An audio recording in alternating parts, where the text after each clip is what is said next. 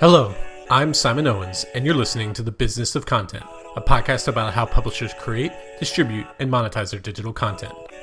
For this week's episode, I interviewed a pencil artist who's generated over 400,000 followers across Facebook, Instagram, and YouTube. Jono Dry is the type of artist whose work is sold in European galleries by art dealers. He only finishes a few pieces a year, and most of his purchased work likely resides in the private collections of rich people, closed off from the public. But that hasn't stopped millions of people from viewing his work. That's because Jono films himself drawing each piece and uploads gorgeous time-lapse videos to platforms like Facebook, Instagram, and YouTube. On YouTube alone, these videos have generated over 8 million views, and his success on social media has transformed him into a world-famous artist. I recently interviewed Jono about how he built his following and in what ways he's been able to leverage that following to advance his career. Before I jump into the interview, let me tell you about my email newsletter. On the day that I'm writing this podcast script, I've published a 1,200-word deep dive into how content creators can generate passive income by building high-priced online courses. Tomorrow, I'm sending out an article examining Amazon's big push into podcasting and whether it can compete with Apple and Spotify in the space. Let's just say that if you listen to this podcast but don't subscribe to my newsletter, you're not getting the full Simon Owens experience. If you feel like you could use more Simon Owens in your life, or you just want more insights that will help you spread and monetize your content, go sign up at simonowens.substack.com. That's simonowens.substack.com. Okay, now on to my interview with Jono. Hey, Jono, thanks for joining us. Hey, Simon, thanks for having me. So I'm having you on to talk about your awesome YouTube channel. But before we get into that, I was hoping you could tell me a little bit about your background as an artist. Like I read that you were self-taught. Yeah, I guess I grew up in like a creative household. So my mom's an artist and my dad's an architect. And yeah, also I think I was just like surrounded by friends who were interested in art as well. So we'd all kind of get a little bit competitive with each other and like try and outdo each other in terms of like drawing technique and stuff. And so it was like mainly like pencil drawings that you were interested in? Yeah, definitely. Yeah, I think pencil was just really accessible. Oil paints are so expensive and stuff. So as a kid, like, yeah, pencil just seemed like the easiest option and the most available medium to us. And talk about the kind of art you specialize in. Like I'm not an artist, so I can't really articulate as well, but it seems to me to be kind of like hyper realistic, pencil, non-color, black and white type of art. Is that kind of like an accurate description of the kind of art you like? Yeah, that's pretty accurate. Yeah, so I would say like grayscale pencil. Well, the medium's pencil, so obviously like grayscale. But I'm mostly interested in like more the surrealistic side of things. So just straight up hyperrealism for me is a little bit unstimulating, or I find it a little bit boring. So I try to kind of spice it up or just make it more interesting and like provocative by adding this kind of surrealistic dream-like thing to it. And you seem to also be interested in certain themes like relating to like mythology or fantasy and stuff like that. Talk a little bit about how that interest kind of sprung up. Yeah, well, the mythology and fantasy side of things, I think my mom's super into mythology. So obviously she's influenced me a lot. And then the fantasy side, like she would read Lord of the Rings to me and stuff growing up. So that's always been this, a big part of my life is just fantasy novels and stories and that entire world. It's really beautiful and intriguing. But a big part of my work also has started to focus around mental health. So it's kind of nice to almost try and merge all these different worlds to, convey some things that might actually be quite relatable to people. And in terms of like the development of your skill, like what did you do after graduating? I don't know if and I know you're in South Africa. I don't know if you guys call it high school or what you call it, but like what were you doing after that to continue to develop your skill set? So after school, I did some like random jobs, and then eventually went over to the UK, just basically taking a gap year. I wasn't exactly sure what I wanted to do. But in my like high school matric final art exam, we have this kind of exhibition to showcase the work that we've been doing for the year. And I managed to sell some of my smaller drawings during that time or during that show. And that kind of flipped a switch for me, making me realize that I could potentially make a living out of drawing, which is something that I just really loved.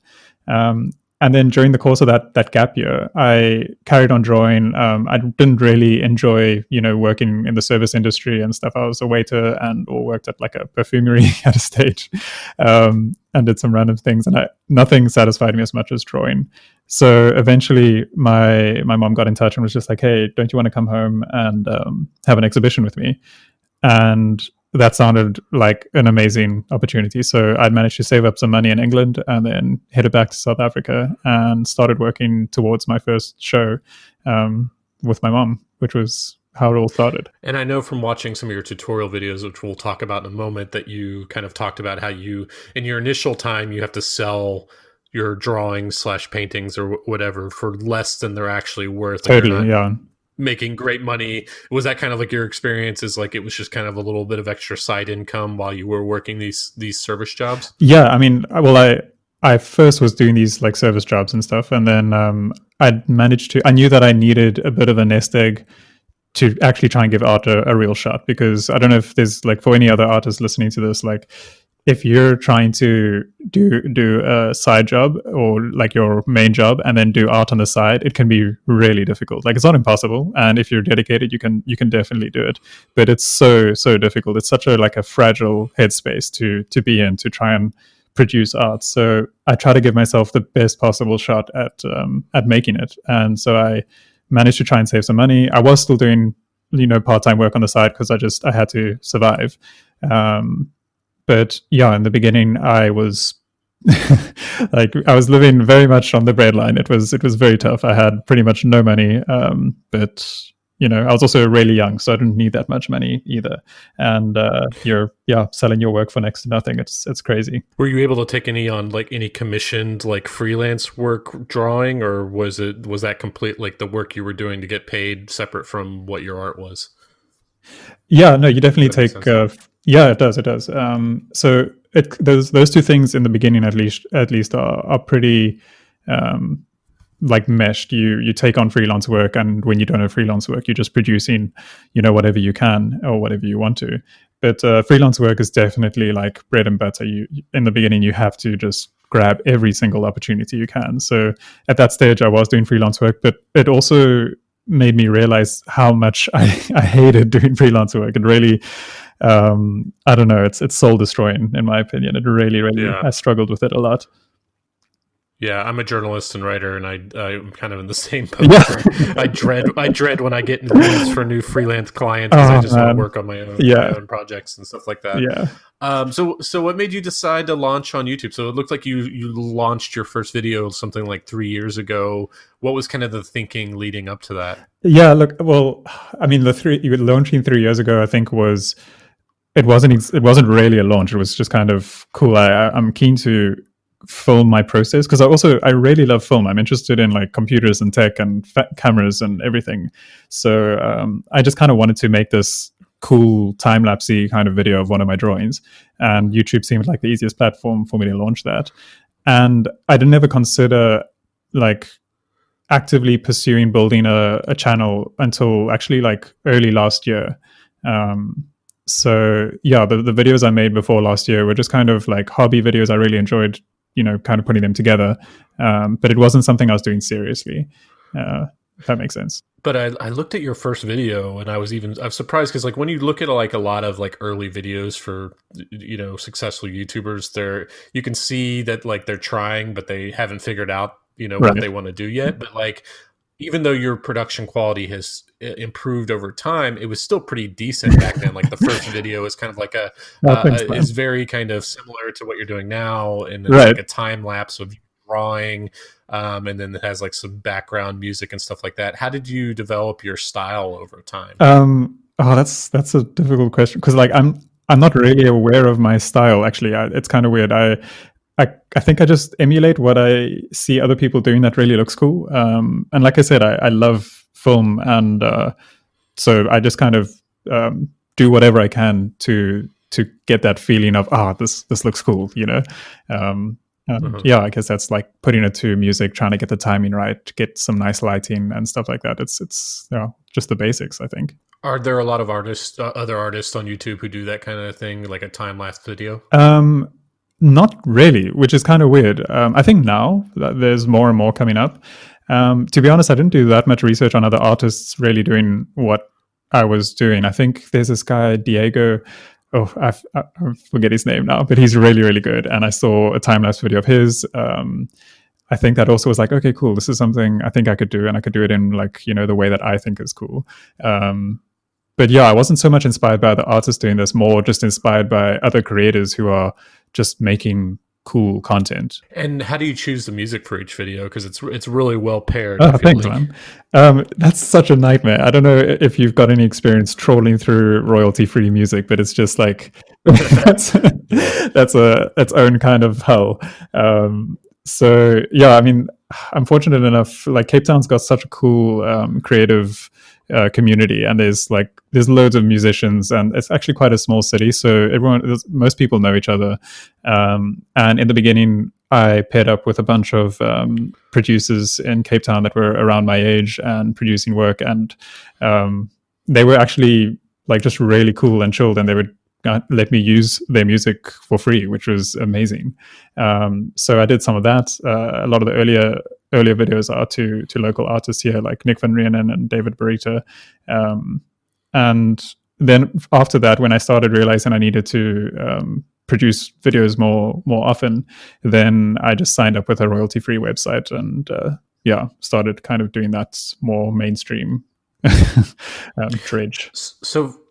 So from the sounds of it, it sounds like you spent the first 2 years not taking YouTube super seriously, and then you said like a year ago you did. Yeah. What kind of triggered that? What triggered that decision, and like how did you start building an audience on YouTube? Oh man, I actually haven't thought about this. Like, I don't really know exactly what triggered the decision.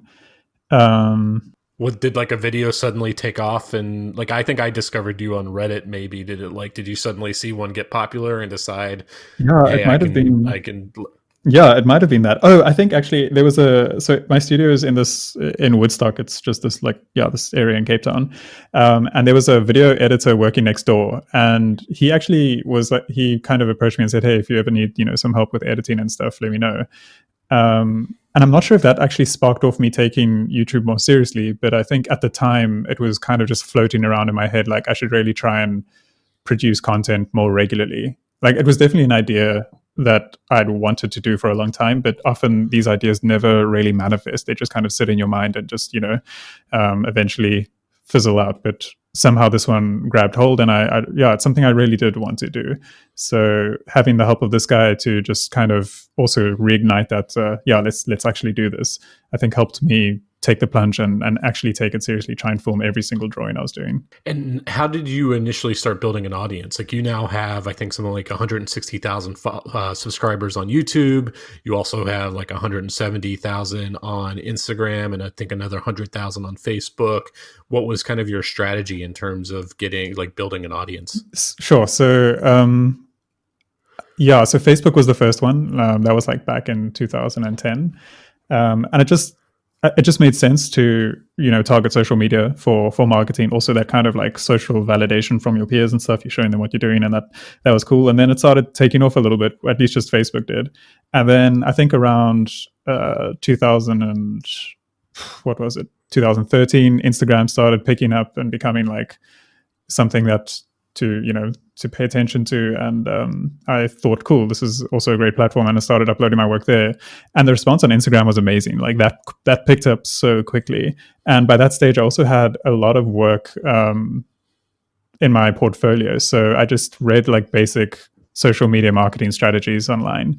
And so like staggered my posts out, try to get like one a week or one every like 3 days, do a nice little caption.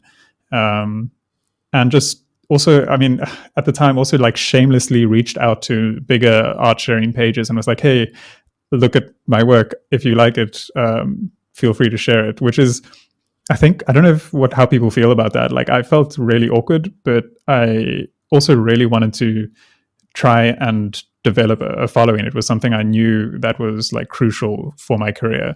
So yeah, I kind of did that shameless thing of just, just sending my work out to people, telling them to look at it and let me know what they think. I even started, I would email with Facebook, I'd email really big pages like what was it? There was like Lad Bible or something back in the day.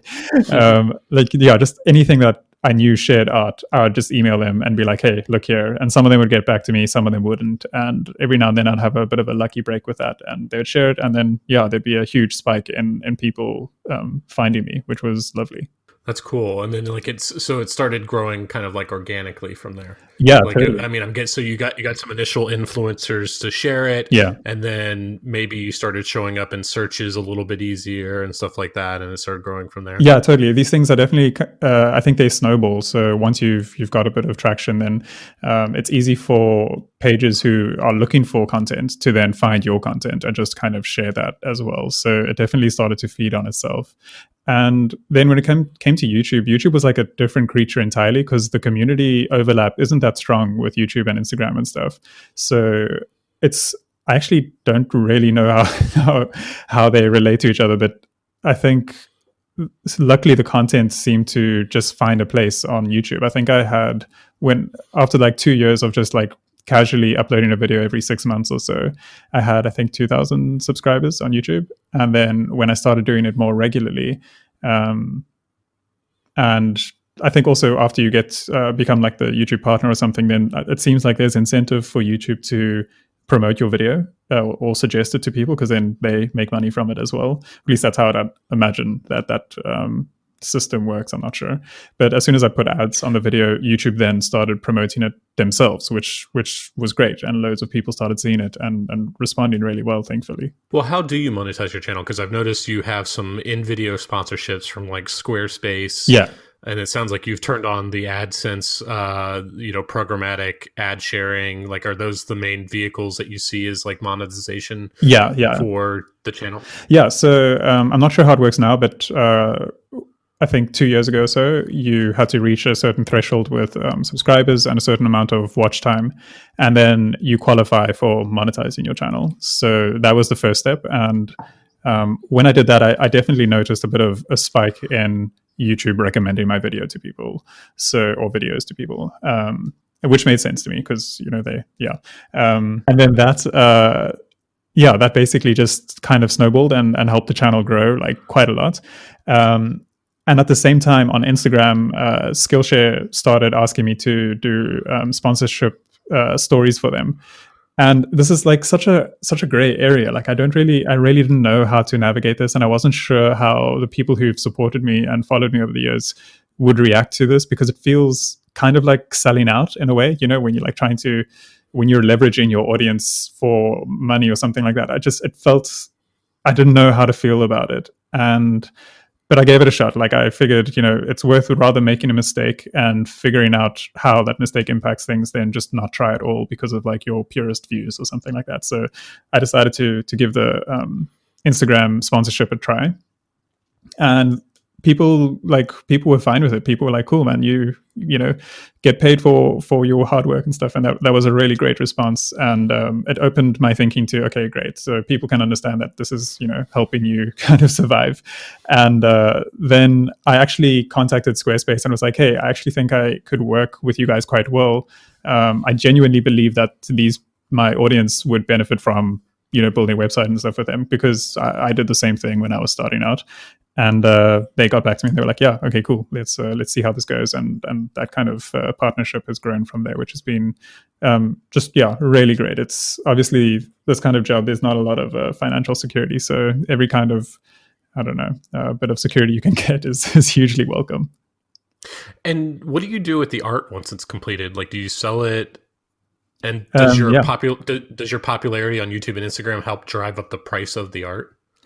The art world is such a weird thing. Like I'd imagine so, but there's an agent in England in Europe, who represents me, and they basically control the price entirely. I've lost like quite a bit of control over that side of things, but I think it's different for everyone. Some people are very much in control of their own work. So yeah, to answer your question, once I finish an artwork, I basically send it to the agent, and they are in control of selling it. Have Yeah. they indicated to you at all that your popularity on social media is somehow a selling point that they use to, or anything like that? Not really. I mean, it's the relationship's pretty weird. Like they're quite quiet. So I don't, I just kind of do my own thing. I send them the work, and then they do their thing. And then I've just kind of tried to take control of my own marketing. So I'll do my social media and engage with the people who are like supporting me and enjoy my work on that level. And then the people buying my work and buying the originals. I feel like those are different realms. Like I feel like those are people that I don't know, and yeah. And they never reach out to you and tell you what motivated them to buy or anything like that? Sometimes they do. I think I sold a piece recently to a guy in the States, and he found me through Reddit actually, and that was really cool. And then I passed that guy onto the agent, and that was really nice because that was someone who'd like they really connected with my work, and they got in contact with me first, and I really appreciated that. But otherwise, no, it's there is a bit of like a disconnect, and I'm not sure. Yeah, it's a bit Do of a you weird sell one. any? Do you sell anything directly to your audience? Like, do you create prints or anything like that that they can buy from directly from you? Yeah, so the prints I sell myself, and that's also been lovely. That's been a way to also just get my work into people's houses who maybe can't afford the originals, and also because I produce really like little work because it takes so long for me to finish an artwork. So I literally only have maybe like 6 works available a year, and it's really nice to be able to send prints to more homes, and get my work onto more people's walls. So yeah, the prints are my thing, and that's been a really nice way to kind of get work out there. Yeah, that's something we haven't mentioned yet. That the the pieces of work that you're creating are pretty huge. These aren't like little tiny sketch Yeah, artists. yeah, Like you're doing very realistic art on like a pretty huge canvas. yeah. It's So so I impractical, imagine that actually. takes I imagine that takes a while to do. Yeah, no, it takes such a long time. It's actually my life is weirdly boring because I just spend all my time working, and the drawings are huge and like I said, a little bit impractical to get around and stuff. And how do you interact with your audience? Like, do you try, is it mainly just a one way broadcasting, or do you try to do anything where audience members can interact with you in a more intimate way or anything like that? Well, I'll interact in like the comment section on Instagram and Facebook. People reach out there most of the time, and that seems to be the easiest way to get in touch with people, or just to get back to people as well. What about any kind of live events? Obviously, that's hard now with COVID, but like, were Yeah. you ever like giving them an opportunity to meet you in person at like a art conference or some kind of like tour or anything like that? I'm pretty shy, so like that idea freaks me out so much. But every now and then I'll get an email from some people who are in Cape Town, and they'll get in touch and say, "Hey, can we come visit your studio?" And I usually say yes to that, and that's nice. And I can do this kind of like one-on-one or like a really small group, and I'll show them my space and how I work and stuff. But in terms of like any kind of events, that's so scary for me. I don't know if I could do that. A lot of your early videos are just features of your drawing, but lately I've been noticing that you're spending more time with videos that where you're talking into the camera, giving kind of instructional advice, usually on how to be an artist. Like, what was Right. the strategy there? Well, that was just like there's an overwhelming amount of emails and comments and messages from people asking how to start, or how to get into this, or they want to become artists, and um, it just seemed like the best way for me to reach the most amount of people and kind of help them out, or give them whatever like knowledge I've maybe accumulated over the years, um, is in video. So I figured to answer their questions, I'd just try and make videos explaining as much as I could.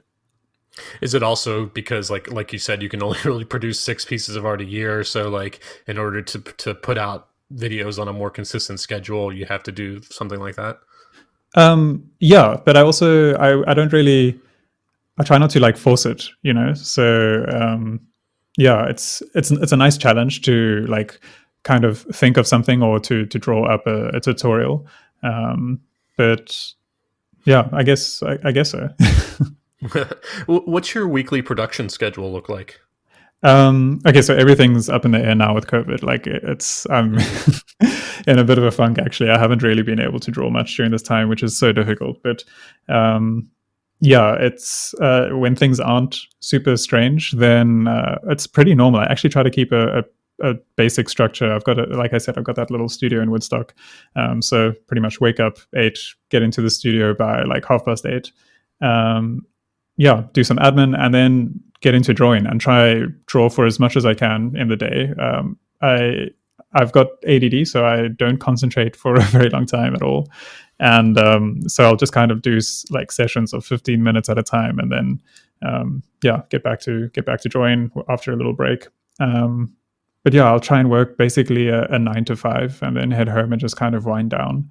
But if I know that I need to try and get a video out soon or something, then I'll dedicate a couple of days to just kind of writing a script and figuring out how to say what I need to say in as short a time as possible. And or if someone's got a particular question that they've asked me and I'm trying to think of a way to answer it, then I'll try and make a video about it. Are there things you'd like to do with your channel that are even more ambitious?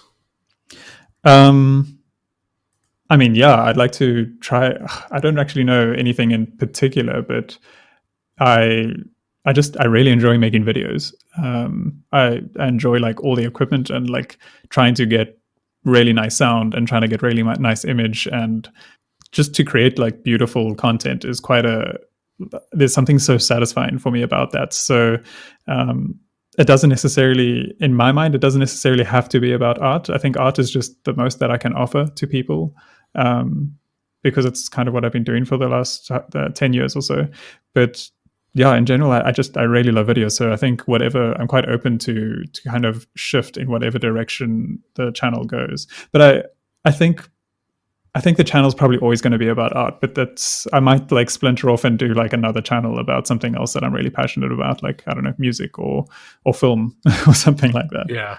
Yeah, I notice a lot of YouTubers do that, where they want to expand what they're currently doing, right? And so they'll just launch a new channel because it is important to, if you do too many different things on the same channel, then I think that could get annoying to your followers and also not play well within the YouTube algorithm.